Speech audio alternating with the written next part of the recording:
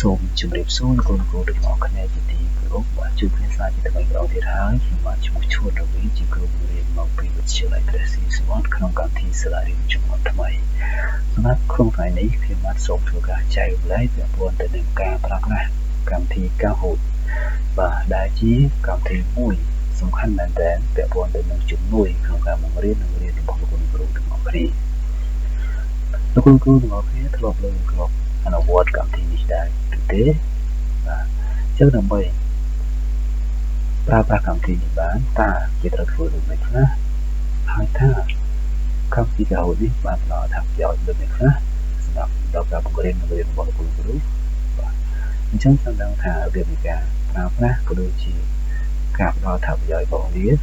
បានធំធេងប៉ុណ្ណាអញ្ចឹងសូមលោកគ្រូទាំងអស់គ្នាទស្សនាដូចតទៅបាទអញ្ចឹងជាដំបូងលោកគ្រូទាំងអស់គ្នាត្រូវធ្វើការភ្ជាប់ជាមួយនឹងអ៊ីនធឺណិតបាទឲ្យបានរួចរាល់សិនបាទបន្ទាប់មកយើងចូលក្នុងកម្មវិធីបាទ Google Chrome បាទរួចធ្វើការភ្ជាប់ជាមួយនឹងអ៊ីមែលណាមួយមកបាទបន្ទាប់មកបាទនៅត្រង់កន្លែង search នេះបាទគឺលោកគ្រូទាំងអស់គ្នាសូមវាយឈ្មោះកម្មវិធីឈ្មោះថា Kahoot បាទអញ្ចឹងដោយសារតែខ្ញុំធ្លាប់វាយម្ដងហើយគឺវាលោតដោយស្វ័យប្រវត្តិតែម្ដងគឺឈ្មោះកម្មវិធី kahoot.com បាទបន្ទាប់មកសូមលោកគ្រូទាំងអស់គ្នា enter វាមកបាទនោះវាបានបង្ហាញបាទផ្ទាំងធំបែបនេះដែលមានឈ្មោះបាទជា Kahoot Go បាទមាន template ផ្សេងៗបាទមានទម្រង់បែបផ្សេងៗពាក់ព័ន្ធនឹង AI បាទអញ្ចឹងសំណួរសួរថាតើលោកគ្រូធ្វើការបង្កើតកម្មវិធី Kahoot នឹងបានដោយរបៀបណាហើយតើយើងឲ្យសិស្សានុសិស្សបាទ scan កម្មវិធីនឹងបានយ៉ាងម៉េចបាទអញ្ចឹងជាដំបូងលោកគ្រូត្រូវបង្កើតជា quiz ឬក៏ជាកម្រងសំណួរពហុចារឹសឬក៏ជាសំណួរតេស្តពង្រឹងពុទ្ធិរបស់ពួកគាត់បាទឲ្យបានរួចរាល់សិនហើយចាំទម្លាក់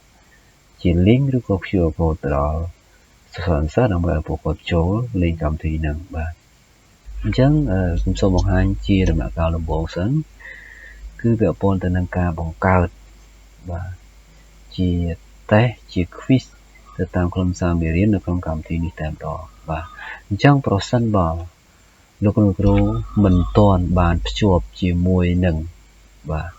កម្មវិធី Kahoot នឹងទេគឺមានពីរកន្លែងបាទគឺសូមលោកគ្រូបាទ sign up free នេះបាទប៉ុន្តែបើសិនជាលោកគ្រូធ្លាប់បាទភ្ជាប់ជាមួយ email ជាមួយនឹងកម្មវិធីនឹងរួចរាល់ហើយយើងគ្រាន់តែចុចកន្លែងនេះបាទ login ចូលតែម្ដងបាទប៉ុន្តែខ្ញុំសូមបង្ហាញពាក់ព័ន្ធទៅនឹងការ sign up សិនមានន័យថាករណីដំបូងដែលគ្រូអត់ដែលភ្ជាប់និងប្រើប្រាស់កម្មវិធីនេះពីមុនមកទេបាទអញ្ចឹងឥឡូវយើងចូលកន្លែង sign up free មកបាទពេលដែលយើង sign up បាទអញ្ចឹងវាឲ្យយើងធ្វើការជ្រើសរើសនៅប្រភេទ account បាទមានដូចជាprofessional បាទជាអាជីពជាមុខរបរបាទជំនួយជាក់លាក់បាទអាចជាគ្រូបាទអាចជាសិស្សឬក៏យើងអាចលេងលក្ខណៈជាគ្រួសារឬក៏មិត្តភក្តិក៏បានដែរ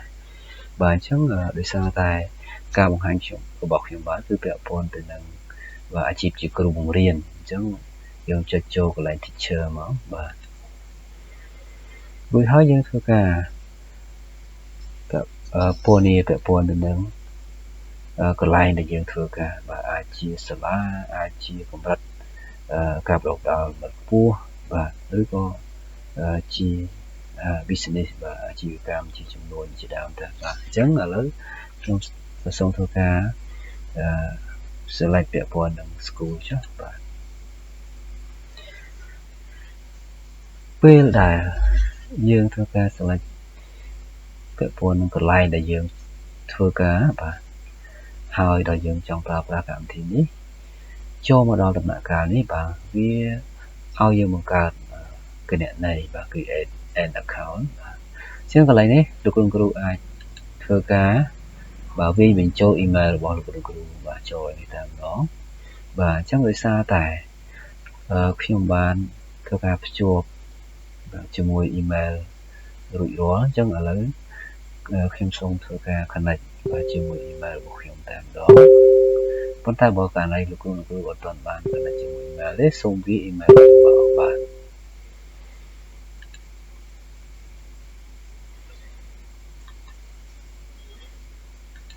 បាទបន្ទាប់ពី connect ជាមួយនឹង email អញ្ចឹងវាទាមទារនៅ password សម្រាប់លោកគ្រូពេលដែលធ្វើការភ្ជាប់ជាមួយ email ណាមួយគឺ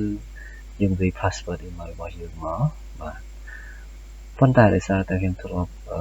connect រួចរាល់អញ្ចឹងកុំឲ្យខាតពេលគឺខ្ញុំសូមធ្វើការភ្ជាប់ជាមួយ email ក៏ដូចជា password បាទតែម្ដង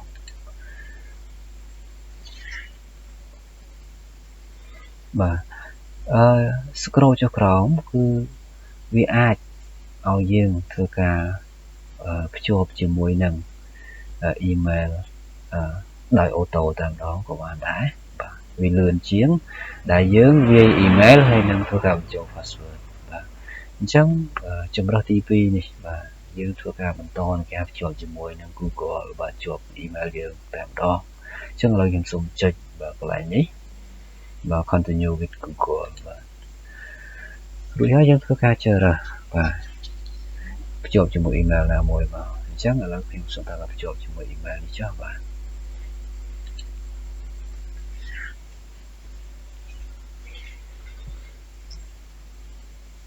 សូមរងចាំបន្តិចវាកំពុងតែ process បាទអញ្ចឹងវាបាន load មកហើយគឺពាក់ព័ន្ធទៅនឹងបាទកម្មវិធី Kahoot បាទ Kahoot ហើយបើយើង scroll ចុះក្រោមគឺមានជាបាទកន្លែងមេមុខងារផ្សេងៗដែលយើងត្រូវការស្វែងយល់បាទប៉ុន្តែមុននឹងចូលដល់ចំណុចខាងក្រោមខ្ញុំសូមបង្ហាញពាក់ព័ន្ធទៅនឹង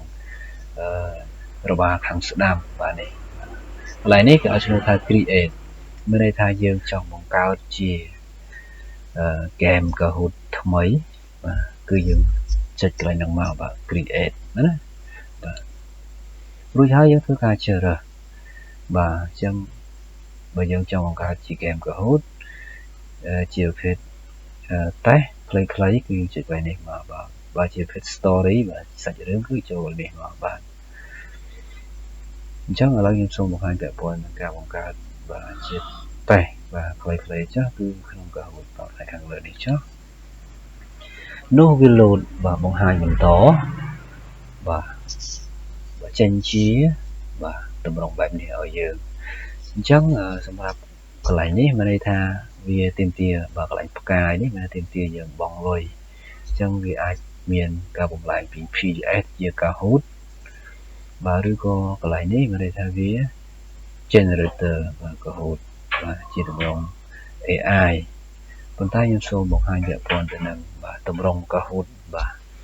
សាមញ្ញដោយសារយើងធ្វើការប្រើប្រាស់ដោយ free ទេបាទអត់មានបង់លុយទេអញ្ចឹងយើងចុចចូលកន្លែងនេះបាទ blank បាទ canva នេះណាអញ្ចឹងខ្ញុំចុចកន្លែងនេះមកបាទរួចហើយវា load បាទជាតម្រងបែបនេះឲ្យយើងបាទបានចេញជាតម្រងបែបនេះហើយបាទគឺនៅត្រង់កន្លែងបាទ start នេះគឺមានន័យថាលោកគ្រូអាចធ្វើការវាយបញ្ចូលជាប្រធានបទជាសំណួរបាទជា clear ឃ្លោងជារបស់បាទផ្សេងបាទចូលកន្លែងនេះបាទនៅត្រង់កន្លែងសញ្ញាបូកនេះលោកគ្រូអាចធ្វើការ upload នៅរូបភាពចូលនេះក៏បានហើយបាទនៅត្រង់កន្លែងនេះវិញគឺជាប្រភេទចម្លើយបាទចម្លើយមានត្រូវមានខុសអញ្ចឹងណាអញ្ចឹងមាន4អញ្ចឹងក្នុង4នោះមានត្រូវ1ខុស3អញ្ចឹងទៅបាទអញ្ចឹងឥឡូវខ្ញុំសូមធ្វើការបង្ហាញពាក់ព័ន្ធទៅនឹងការបង្កើតជាសំណួរក៏ដូចជាចម្លើយបាទមានចម្លើយទៅជ្រើសមានត្រូវមានខុសអញ្ចឹងទៅបាទ សូមបញ្ជាក់បន្តិចពាក់ព័ន្ធទៅនឹងកន្លែងនេះបាទជាប្រភេទសំណួរអញ្ចឹងសូមលោកគ្រូចុចកន្លែងនេះដើម្បីធ្វើការជ្រើសរើសបាទអញ្ចឹងចាប់ពីក្រោមនេះចុះក្រោមបាទថាសញ្ញាផ្កាយនេះសុទ្ធតែមានការបង់លុយបាទប៉ុន្តែយើងមិនបាច់ប្រើប្រាស់វាទេគឺយើងប្រើប្រាស់តែទម្រង់2ខាងលើក៏បានដែរមានន័យថា quiz ប្រភេទនេះគឺមានចម្លើយពហុជ្រើសមាន4ប៉ុន្តែសម្រាប់ទម្រង់នេះវិញ true or false មានន័យថាជាសំណួរដែលមានចម្លើយតែ2គត់គឺ true បាទឬក៏ false មកថាត្រូវខុសណាបាទមានតែ2ទម្រង់ទេដែល free គឺយើងអាចប្រើប្រាស់2ហ្នឹងក៏បានដែរបាទសម្រាប់របាខាងលើនេះបាទ inter Kahoot title នេះគឺមានន័យថាយើងធ្វើការបញ្ចូលឈ្មោះបាទឈ្មោះ Kahoot របស់យើងបាទឥឡូវខ្ញុំឧទាហរណ៍តែម្ដងយើងបញ្ចូលជាឈ្មោះសាកល្បងឧទាហរណ៍សំណួរពង្រឹងពន្ធិ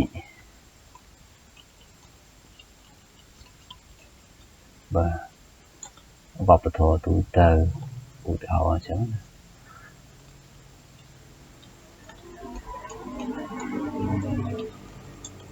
បាទឧទាហរណ៍អញ្ចឹងចាស់ហើយយើងអាចធ្វើការបាទពិព័រណ៍មាននៅត្រង់កន្លែងនេះបន្ថែមក៏បានដែរបាទមានន័យថាសរសេររាយរាប់បន្ថែមដើម្បីឲ្យសិស្សានុសិស្សគាត់ដឹងបន្ថែមថាតើយើងធ្វើអំណោយពួកគាត់ហ្នឹងលេងយ៉ាងម៉េចអញ្ចឹងបាទបន្ថែមបាទឥឡូវឧទាហរណ៍ខ្ញុំធ្វើការពណ៌នាមបន្ថែមឧទាហរណ៍ចូលបងប្អូន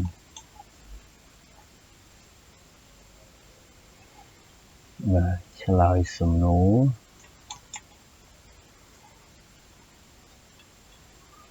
ឲ្យបានត្រឹមត្រូវ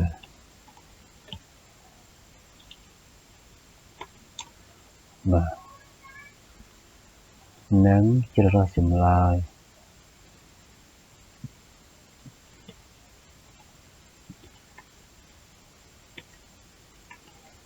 តែមួយគត់បាទក្នុងករណីដែលយើងប្រើ free យើងជ្រើសចម្លើយត្រឹមត្រូវតែមួយទេប៉ុន្តែបើសិនជាយើងមានការបង់លុយយើងអាចធ្វើការជ្រើសរើសចម្លើយបាទអាចរកដល់ចាប់ពី2ឡើងទៅបាទអញ្ចឹងឥឡូវខ្ញុំឧទាហរណ៍បែបនេះចុះបាទហើយនៅត្រង់កន្លែងនេះផ្នែកខាងក្រោមនេះមានន័យថាយើងបង្កើត game Kahoot នេះយើងលក្ខណៈជា private បាទជាលក្ខណៈខ្លួនឯងក៏បានអញ្ចឹងបើសិនជាលោកបង្កើតក្នុងគោលបំណងសម្រាប់តែខ្លួនឯងទេមិនចង់លក្ខណៈជា publish មកថាគេអាច search ឃើញរបស់យើងទេលោកចុចត្រង់ private មកប៉ុន្តែបើយើង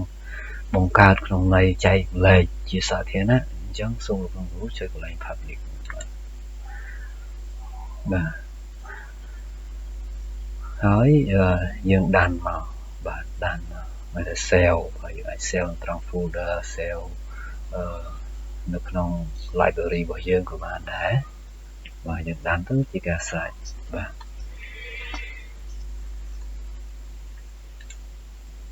បាទអញ្ចឹងខ្ញុំសូមធ្វើការឧទាហរណ៍បង្ហាញបាទនៅការបញ្ចូលប្រភេទសំណួរក៏ដូចជាចម្លើយជ្រើសរើសបាទឲ្យលោកគ្រូបាទបានទស្សនាផ្ទាល់តែគ្រូមានជា soft រួចរាល់គ្រូគ្រាន់តែ copy មកផាសក្នុងកម្មវិធី Kahoot គឺលឿនតែម្ដងមិនបាច់វាយដោយផ្ទាល់ទេបាទឧទាហរណ៍បាទខ្ញុំបានបង្កើតជាសំណួរឧទាហរណ៍មាន3 4 5អញ្ចឹងឧទាហរណ៍សំណួរទី1បាទតើប្រទេសកម្ពុជាមានប្រមាណរាជធានីខេត្តអញ្ចឹងទៅអញ្ចឹងខ្ញុំធ្វើការ select copy ហើយមកផាសបាទនៅក្នុងសំណួរបាទកន្លែងនេះមកអញ្ចឹងវា load មកបាទហើយកន្លែងចម្លើយខ្ញុំ copy ដូចគ្នាដែរបាទអញ្ចឹងមានចម្លើយ24បាទមានចម្លើយ25មានចម្លើយ26បាទអញ្ចឹងកន្លែងនេះ ខ្ញុំ highlight បញ្ជាក់ថាជាចម្លើយមួយដែលត្រឹមត្រូវបាទមាន26រាជធានីខេត្តបាទចម្លើយ27បាទជាចម្លើយដែលបន្លំបាទអញ្ចឹងថាក្នុងចម្លើយមាន4មានត្រូវមួយបាទត្រូវសូមលោកគ្រូធ្វើការ tick បាទ tick បែបនេះមកបាទកន្លែងណាដែលអត់ tick ន័យថាជាចម្លើយដែលមិនត្រឹមត្រូវទេបាទរួចរាល់ហើយយើង save បាទយើង save មកយើងវា save បាទដានមកបាទហ្នឹងកាលនេះដែរយើងបង្កើតរួចរាល់ប៉ុន្តែបើសិនជាលោកគ្រូគាត់ថាអូបង្កើតហ្នឹងអត់ទាន់អស់ទេចង់បន្ថែមអញ្ចឹងយើងអាចបន្ថែមបានដោយយើងគ្រាន់តែចុចទៅលើវាមកបាទខ្លាំងត្រេ3នេះបាទត្រេ3យើងយកពាក្យ edit បាទយកពាក្យ edit មកហើយយើងធ្វើការកែប្រែឬក៏បន្ថែមអីបន្តទៀតបានអញ្ចឹងឥឡូវខ្ញុំសូមធ្វើការយកទម្រង់ជាសំណួរចម្លើយដូចនឹង slide បាទកាហូតទី1អញ្ចឹងដើម្បីយកទម្រង់ដូចដើមដើម្បីរហ័សយើងគ្រាន់តែនេះកន្លែងសញ្ញានេះគេហៅថា duplicate យើង copy បាទជាទម្រង់ដូចលំនាំដើមបាទហើយបើសិនជាលោកគ្រូចង់លុបចុចលើសញ្ញាបាទធំសម្រាប់នេះវាលុបតែម្ដងបាទអញ្ចឹងឥឡូវខ្ញុំសូម copy បាទ duplicate វាមកបាទអញ្ចឹងវាចូល slide ទី2បាទ quiz ទី2បាទ quiz ទី2យើងធ្វើការ edit វាមកលុបឲ្យចាស់មកហើយខ្ញុំសូមបញ្ចូលនៅសំណួរទី2បាទសួរថាតើសត្វនេះស្ថិតក្នុងថ្នាក់អ្វីបាទចឹងខ្ញុំបញ្ចូលក្នុង quiz ទី2បាទកន្លែងនេះបាទកន្លែងសញ្ញាបូកនេះគឺដាក់ថា upload file អញ្ចឹងលោកគ្រូអាចធ្វើការ upload ជារូបភាពបាទជា file ឯកសារផ្សេងៗចូលក្នុងកម្មវិធីនឹងបានដែរបើសិនជាលោកគ្រូយកជាប្រភេទរូបភាព GIF បាទរូបភាពមានចលនានៅក្នុងកម្មវិធីនឹងក៏បានដែរបាទមានច្រើននេះដាក់បញ្ចូលក៏បាន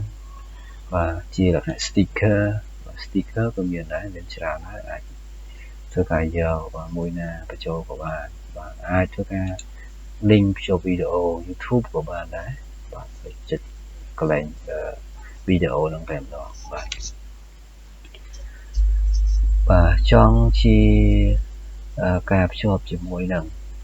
បាទនេះគឺ link YouTube ក៏យើងចង់ភ្ជាប់ជាមួយវីដេអូដាក់ក្នុង Kahoot ក៏បានដែរ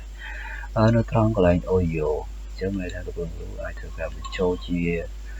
សូរសំឡេងណាបាទជាសូរសំឡេងបានដែរបាទនេះយើងភ្ជាប់ជាមួយសំឡេងក៏បានដែរបាទអញ្ចឹងឥឡូវខ្ញុំសូមធ្វើការបង្ហាញការ upload បាទ file បាទជារូបភាពជា media ទៅចូលកម្មវិធីណាដើម្បីយករូបភាពនោះស៊ូភ្ជាប់ជាមួយនឹងសំណួរក្នុងការឲ្យសិស្សរកចម្លើយតែម្ដងបាទអញ្ចឹងយើងគ្រាន់តែចុចលើ upload file មួយហ្នឹងបាទនេះ upload file បាទ upload file ហើយយើងចុចកន្លែងនេះបាទ upload media បាទហើយយើងទៅមើលតើរូបភាពបាទរបស់សត្វនេះសត្វកញ្ចឹងជែកនេះវាស្ថិតនៅត្រង់កន្លែងណាយើងគ្រាន់តែរូបភាពដែលយើងចង់ដាក់បាទខ្ញុំបញ្ចូលបាទអញ្ចឹងនៅពេលដែលយើងដាក់រូបភាពរួចរាល់វាលោតបង្ហាញជារូបនៅក្នុង quiz ជារូបភាព slide នឹងតែម្ដងបាទហើយរូបភាពនេះក៏យើងអាចធ្វើការកែប្រែអាចលុបឲ្យបានដែរបើថាយើងដាក់ទៅច្រឡំដាក់ទៅខុសមិនស្អាតទេយើងអាចលុបហើយ upload សារថ្មីក៏បានដែរបាទអញ្ចឹងឥឡូវសំណួរបានហើយតើសត្វនេះស្ថិតក្នុងថ្នាក់អ្វីបាទអញ្ចឹងសំណួរភ្ជាប់ដោយរូបភាពអញ្ចឹងខ្ញុំមានចម្លើយ4ដែរបាទអញ្ចឹងចម្លើយទី1ខ្ញុំដាក់ថាសត្វហ្នឹងវាស្ថិតក្នុងថ្នាក់ត្រីអញ្ចឹងខ្ញុំមកធ្វើការ copy paste បាទចម្លើយទី2ថ្នាក់អំភិបបាទជាចម្លើយត្រឹមត្រូវបាទខ្ញុំដាក់ បន្តមកហើយដោយសារជាចម្លើយត្រឹមត្រូវខ្ញុំថិចយកបាទសម្រាប់ថិចចាស់នេះខ្ញុំដកចោលបាទរួចហើយចម្លើយទី3ស្ថិតក្នុងថ្នាក់ល្មូនចឹងលុបចោលបាទមិនផាសបាទថ្មីចូលបាទចម្លើយទី4គឺស្ថិតក្នុងថ្នាក់បក្សី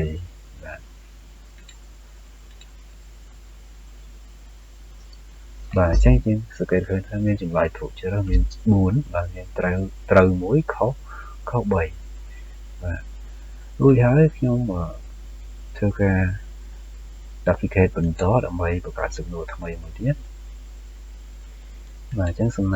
ណួរទី3នេះខ្ញុំបានត្រៀមរួចរាល់ដែរបាទថាសួរថាតើទង់ជាតិប្រទេសកម្ពុជាមានប្រមាណពណ៌បាទអញ្ចឹងខ្ញុំ copy មកផាសដូចគ្នាដែរបាទក្នុង quiz ទី3បាទអញ្ចឹងសំណួរនេះលុបចោលខ្ញុំចូលសំណួរថ្មីបាទហើយរូបភាពនេះដោយសារពាក់ព័ន្ធនឹងសំណួរអញ្ចឹងលុបចោលបាទអញ្ចឹងចម្លើយខ្ញុំបានត្រៀមគឺមាន1 2 3 4ចម្លើយដែលត្រឹមត្រូវគឺ3បាទអញ្ចឹងខ្ញុំលុប1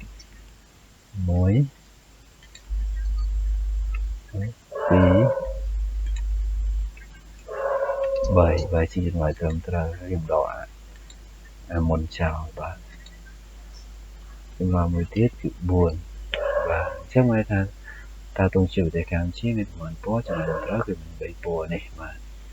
បន្តមកខ្ញុំ duplicate វាបន្តទៀតគឺយកសំណួរបាទទី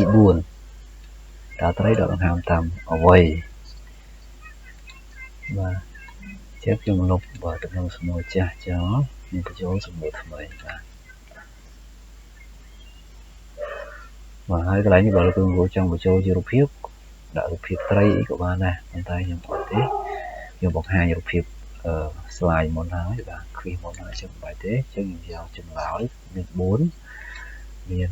ស្រកាមានស្រកីដែលជាចម្លើយត្រឹមត្រូវបាទមានព្រុយបាទ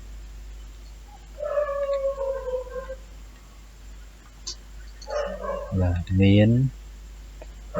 ដកខាងតាមច្រមុះបាទអញ្ចឹងមានចម្លើយត្រូវ1ខុស3នេះចម្លើយដែលត្រឹមត្រូវគឺជាចម្លើយនេះស្រកីណាបាទត្រីវាដកខាងតាមស្រកីបាទអញ្ចឹងខ្ញុំបង្កើតសំណួរទី4រួចរាល់ខ្ញុំបន្តបង្កើតសំណួរនេះ5ហើយជ្រើស true or false មកអញ្ចឹងវានឹង load ចេញបាទ load ចេញជាតម្រងបាទ true or false មានចម្លើយតែ2ទេហើយកន្លែងនេះគឺសំណួរបាទអញ្ចឹងកន្លែងនេះខ្ញុំសូមដូរសំណួរវិញមកកែសម្រួលតិចបាទអញ្ចឹងសំណួរសួរបញ្ជាក់ថាតើន័យថាប្រាសាទអង្គរវត្តប្រាសាទអង្គរវត្តស្ថិតនៅក្នុងខេត្តសៀមរាបបាទប្រាសាទអង្គរវត្តស្ថិតនៅក្នុងខេត្តសៀមរាបអញ្ចឹងមានចម្លើយតែ2គឺ true or false បាទអញ្ចឹងដោយសារតែភាពពិតជាក់ស្ដែងគឺប្រាសាទអង្គរវត្តមាននៅក្នុងខេត្តសៀមរាបបាទអញ្ចឹងខ្ញុំមកធ្វើការកំណត់ចម្លើយត្រឹមត្រូវគឺ true បាទអូខេអញ្ចឹងនេះគឺជាគំរូនៃការលើកឧទាហរណ៍របស់ខ្ញុំបាទបង្កើតក្នុងកម្មវិធី Kahoot គឺមាន5សំណួរបាទសំណួរទី1ដល់សំណួរទី4ជាសំណួរពហុជ្រើសមានចម្លើយត្រូវ1ខុស3សំណួរទី5គឺជាសំណួរត្រូវខុសបាទជាសំណួរបញ្ជាក់ណាជាល្បះបញ្ជាក់ដែលយើងគ្រាន់តែបញ្ជាក់ថាតើពិតឬក៏មិនពិតតាមដងបាទអញ្ចឹងឥឡូវខ្ញុំបង្កើតរួចរាល់ហើយជាគំរូឧទាហរណ៍ប៉ុណ្ណេះបាទកន្លែងទៅមើលបាទនៅត្រង់ផ្នែកខាងស្ដាំវិញគឺ time limit កន្លែងនេះគឺន័យថាជាការកំណត់រយៈពេលបើសិនជាលោកគ្រូឲ្យរយៈពេលដែលសិស្សគាត់ចូលធ្វើបាទតាមប្រភេទសំណួរមួយ ត្រូវការរយៈពេលប្រហែលលោកគ្រូអាចធ្វើកំណត់បានអាចកំណត់រយៈពេល5វិនាទី10វិនាទី20 30 45ឬក៏1នាទីរហូតដល់4នាទីបាទអញ្ចឹងអាស្រ័យលើលោកគ្រូធ្វើការកំណត់រយៈពេលនៃការធ្វើសំណួរនីមួយៗបាទប៉ុន្តែជាទៅបាទកម្មវិធីនេះវាកំណត់ដោយអូតូគឺយកជាមធ្យមគឺ20 second បាទ20វិនាទីអញ្ចឹងដល់20វិនាទីវាលោតបន្តទៅសំណួរបន្តរហូតឥឡូវខ្ញុំសូមយកសំណួរមួយដែលមានរយៈពេលបាទ20វិនាទីនេះចុះបាទរួចហើយយើងធ្វើការកំណត់រួចរាល់ណាបាទយើង save បាទ save មកបាទ save មកថាតើរបៀបនៃការដាក់ឲ្យសិស្សគាត់លេងបាទគាត់ចូលរួមកម្មវិធីនេះបានយ៉ាងម៉េចវិធីគឺមិនពិបាកទេដោយយើងគ្រាន់តែបាទធ្វើការបាទឥឡូវខ្ញុំសូមចេញមកវិញសិនបាទពេលដែលយើងបង្កើតរួចរាល់គឺចេញជាទម្រង់បែបនេះបាទពេលយើងបង្កើតរួចរាល់ណាបាទសំណួរអ្វីដែលយើងបានតាក់តែងយើង save រួចរាល់គឺបាទវាចូលនៅក្នុង folder របស់យើងបាទនេះបាទក្នុង folder របស់យើង save ដាក់ឈ្មោះអីគឺវាមានstock លក្ខណៈឈ្មោះគឺបែបហ្នឹងបាទជា title បែបហ្នឹងអញ្ចឹងដើម្បីassign ដាក់ឲ្យសិស្សលេងតើធ្វើម៉េចគឺបាទយើងអាចធ្វើការចុចទៅលើ host បាទ live នឹងតែម្ដងបាទដែលយើងចង់ឲ្យគាត់លេងភ្លាមណាបាទចុចកន្លែងហ្នឹងនោះវានឹង load បាទសូមរងចាំបន្តិចវាកំពុងតែដំណើរការបាទអញ្ចឹងនោះវានឹង load តម្រងបែបនេះអញ្ចឹងពេលដែលបានតម្រងបែបនេះគឺយើងចុចទៅលើបាទនេះគឺឈ្មោះរបស់ខ្ញុំបាទជួនដល់វិញគឺខ្ញុំចុចទៅលើវាមកហើយយើងនឹងបន្តបាទគឺឲ្យយើងធ្វើការជ្រើសរើសតាម mode ផ្សេងបាទអញ្ចឹងយើងអាចលេងជាលក្ខណៈបុគ្គលបាទយើងអាចលេងជាលក្ខណៈបុគ្គលយើងអាចលេងជា team យើងអាចលេងទៅតាមប្រភេទទម្រង់ផ្សេងនេះមានច្រើនមែនទែនបាទអាស្រ័យលើការកំណត់របស់យើងទៅឲ្យសិស្សលេងហ្នឹងបាទហើយសូមបញ្ជាក់ផងដែរបាទនៅត្រង់កន្លែងនេះបាទគឺកន្លែងនេះយើងអាចធ្វើការបើកសំឡេងបាទក៏បានបិទក៏បានបើគ្រូចង់បើកគ្រូអាចបើកកម្រិតប៉ុណ្ណាគឺគ្រូទាញបាទទី link របស់វាមកបាទបានតែប៉ុណ្ណាតែសោយលើយើងបាទយើងស្រែកដល់តែយើងចាំបាត់ឲ្យលើប៉ុន្តែសូមលើកទឹកចិត្តបើកសំឡេងចុះនៅពេលដែលយើងភ្ជាប់ជាមួយនឹង slide ក៏ដូចជាឧបករណ៍បំពងសំឡេងអញ្ចឹងវាសំឡេងពីរោះធ្វើឲ្យសិស្សគាត់លេងទៅមានអារម្មណ៍ថាមិនធុញទ្រាន់បាទមានភ្លេងកំដរគប់ផ្សំទៅនឹងការប្រកួតប្រជែងគ្នាឆ្លើយដើម្បីយកពិន្ទុយកចំណាត់ថ្នាក់ល្អផងដែរក៏ដូចជាការបង្កើនជាការពង្រឹងចំណេះដឹងរបស់គាត់បាទផងដែរបាទអញ្ចឹងត្រង់កន្លែងបាទខ្ញុំសូមបង្ហាញបន្តទៀតនៅត្រង់កន្លែងបសញ្ញាផ្កាយរូបកងចក្រនេះនៅកន្លែង setting បាទយើងអាចធ្វើការកំណត់បាទមានន័យថាបើលោកគ្រូចង់ឲ្យការលេងហ្នឹងបាទការលេងដោយអូតូបាទដោយស្វ័យប្រវត្តិដោយលោកគ្រូមិនបាច់និចរហូតទេគឺឲ្យវាលោតដល់ខ្លួនឯងលោកគ្រូចុចនៅកន្លែងនេះ auto play នេះបាទចុចបើកទៅវាលោតដល់ខ្លួនឯងហើយបាទប៉ុន្តែបើអ្នកគ្រូមិនចុចបើកទេមានន័យថាលោកគ្រូចាំបាច់ត្រូវតែចប់មួយសំណួរលោកគ្រូត្រូវនិចខ្លួនឯងមួយនិចរហូតទៅអស់សំណួរប៉ុន្តែបើយើងបើកកន្លែងនេះមានន័យថាវាលោតដោយអូតូយើងមិនបាច់និចទេបាទអញ្ចឹងខ្ញុំសូមបង្ហាញកន្លែងសំខាន់បាទហើយពាក្យពន្ធភាសាយកជាភាសាបាទអីបាទភាសាអង់គ្លេសហើយនេះភាសាជាបាទបើលោកគ្រូយកប្រភេទផ្សេងក៏តាមនឹងចំណុចចិត្តបើលោកគ្រូចាស់បាទប៉ុន្តែខ្ញុំសូមយកលក្ខណៈជា original ចាស់បាទ នេះគឺជាកន្លែង setting សំខាន់បាទខ្ញុំសូមបង្ហាញកន្លែង setting មានប៉ុណ្ណឹងបាទរួចហើយយើងធ្វើការដាក់ឲ្យសិស្សលេងយ៉ាងម៉េចគឺយើងគ្រាន់តែចុចបាទ start បាទ start ពេលដែល start គឺវាបង្ហាញទៅលើ screen computer របស់យើងហើយបើសិនជាយើងភ្ជាប់ជាមួយនឹង LCD បាទភ្ជាប់ជាមួយ slide គឺវា load នៅលើ slide នៅបាទលេខ pin នេះបាទមិនថាលេខកូដដែលគាត់វាយបញ្ចូលកូដទាំងអស់ហ្នឹងដើម្បីចូលរួមលេងបាទនៅក្នុងកម្មវិធី Kahoot.it ចឹងទៅបាទប៉ុន្តែពួកគាត់មានចម្រើសមួយទៀតគឺអាចនេះបាទយើងចុចលើរូប QR code នេះគឺវាពង្រីកធំហើយពួកគាត់អាច scan ចូលកម្មវិធីនឹងភ្លាមតែម្ដងបាទអញ្ចឹងតាមវិធីហ្នឹងក៏បានវិធីមួយទៀតគឺគាត់អាចចូលរួមលេងបានដោយយើងគ្រាន់តែបាទធ្វើការ copy បាទកន្លែងនេះគឺ copy link បាទចុចលើវា load សញ្ញានេះ link copy ហើយយើង copy link ហើយយើងតម្លាក់ចូលក្រុម Telegram ដើម្បីគាត់ចូលបាទចូលរួមតែម្ដងក៏បានដែរអញ្ចឹងដើម្បីចូលរួមគឺមានច្រើនរបៀបគាត់អាចចូលកម្មវិធីតម្លើងកម្មវិធី Kahoot.it យើងគាត់វាយកូដទាំងអស់ហ្នឹងគាត់ចូលក៏បានគាត់ចូលតាមរយៈការ scan QR code ក៏បានគាត់ចូលតាមរយៈបាទ join ទៅលើ link ដែលយើងតម្លាក់ចូលក្រុម Telegram បាទឬក៏បណ្ដាញសង្គមផ្សេងៗក៏បានបាទនេះគឺជារបៀបនៃការចូលរបស់ពួកគាត់យើងអាចធ្វើការ zoom បាទកន្លែងនេះបាទ full screen បាទព្រីធំចឹងមកក៏បានដែរ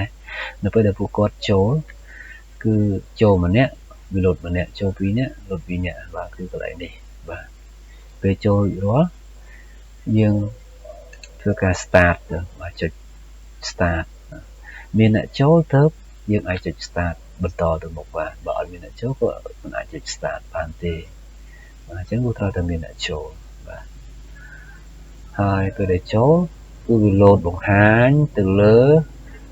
screen បាទឬក៏នៅលើ slide ឃើញចម្លើយបាទឃើញសំណួរបាទទាំងគ្រូទាំងសិស្សបាទឃើញដូចគ្នាហើយគាត់ធ្វើការប្រកួតប្រជែងគាត់ជារំលឹកចំណេះដឹងពាក់ព័ន្ធក្នុងសាលារៀនអីហ្នឹងគឺគាត់សប្បាយរីកហូកញ្ជ្រៀវភាពតាក់ទាញមែនតើបាទការប្រើកម្មវិធីនេះបាទប្រឹងពុទ្ធិបន្ទាប់ពីចប់រៀនថ្មីក៏បានយើងអាចឲ្យគាត់លេងក្នុងជំហានទី2ជាការរំលឹកមេរៀនចាស់ក៏បានបាទឬក៏លោកគ្រូអាចធ្វើការបង្កើតជាកម្រងសំណួរទាំងអស់ទម្លាក់ឲ្យគាត់លេងពេលណាក៏បានដោយយកបន្ទុកជាសកម្មភាពក៏បានដែរបាទអញ្ចឹងនេះគឺជារបៀបនៃការបង្ហាញនៃការលេងដោយផ្ទាល់បាទប៉ុន្តែប្រសិនបើលោកគ្រូចង់អាសាញឲ្យគាត់លេងមិនផ្ទាល់ជាមួយលោកគ្រូទេអាចឲ្យពួកគាត់លេងនៅទីណាក៏បានអាចនៅផ្ទះអាចនៅកន្លែងណាផ្សេងក៏បានប៉ុន្តែលោកគ្រូធ្វើការកំណត់ពេលវេលាច្បាស់លាស់ក្នុងការអាសាញអមថាលោកគ្រូនេះកំណត់ឲ្យពួកគាត់លេងថ្ងៃទីប្រហែលពេលវេលាណា deadline អីហ្នឹងអញ្ចឹងយើងអាចធ្វើការកំណត់បានអញ្ចឹងពួកគាត់លេងពេលណាក៏បានកុំឲ្យតែហួស deadline ដែលកាលបរិច្ឆេទលោកគ្រូកំណត់អញ្ចឹងដើម្បីលេងដោយប្រយោលតាមជាអាសាញតែដាក់ឲ្យពួកគាត់លេងពេលណាក៏បាននោះគឺលោកគ្រូសូមចុចកន្លែងនេះបាទអាសាញរួចហើយវាលោតបង្ហាញបាទជាទម្រង់បែបនេះកន្លែងនេះគឺជាកន្លែងដែលយើងកំណត់កាលបរិច្ឆេទបាទកាលបរិច្ឆេទ deadline ណាថា deadline នៅថ្ងៃទីប្រហែលខែប្រហែលឆ្នាំប្រហែលអញ្ចឹងទៅ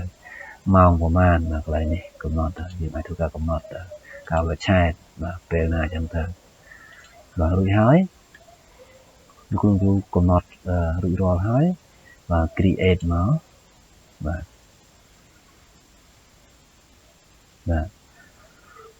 ពេលនោះវាលោតបង្ហាញជាទម្រង់បែបនេះគឺកន្លែងនេះគឺមានអ្នកចូលរួមបើសិនជាមានអ្នកចូលរួមចំនួនប្រមាណគឺវាលោតចំនួននៅត្រង់កន្លែងនេះតែម្ដង កន្លែងនេះគឺជាភាពសំណួរមានថាសំណួរដែលដាក់ឲ្យពួកគាត់លេងគឺមានតែ5សំណួរហើយសំណួរគឺថាដើម្បីឲ្យពួកគាត់លេងតើពួកគាត់លេងយ៉ាងម៉េចបើមិនលេងផ្ទាល់ជាមួយយើងអញ្ចឹងយើងអាចនេះទាំងអស់គ្នាបាទចុចលើ QR code នោះបាទយើង download QR code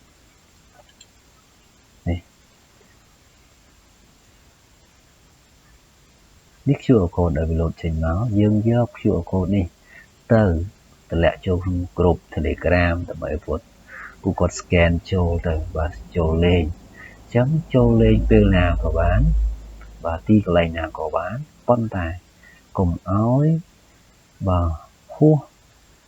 ថ្ងៃ deadline ដែលយើងកំណត់អញ្ចឹងបើហួសមិនពួកគាត់មិនអាចលេងកើតទេប៉ុន្តែបើមុន